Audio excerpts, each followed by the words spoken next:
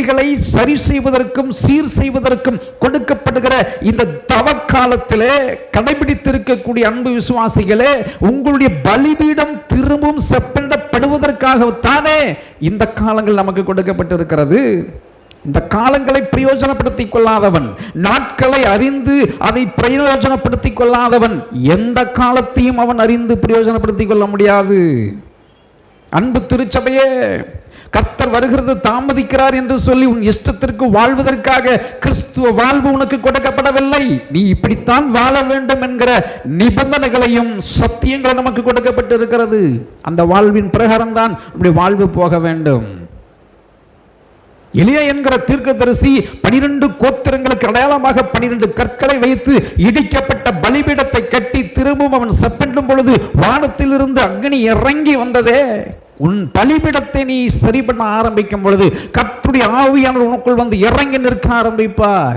நீ சரி செய்கிறதற்கே நீ இடம் கொடுக்க மாட்டேன்ற, எப்படி தேவ ஆவியானவர் உனக்குள் கிரியை செய்ய முடியும்? காலையிலிருந்து சாயந்தரம் வரைக்கும் காத்திருப்பதில் அவசரம்.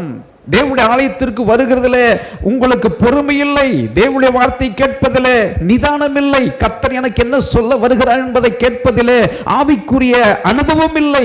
எதையும் கற்றுக்கொள்ள விருப்பம் இல்லை, எதையும் ஏற்றுக்கொள்ள தயாராக இல்லை.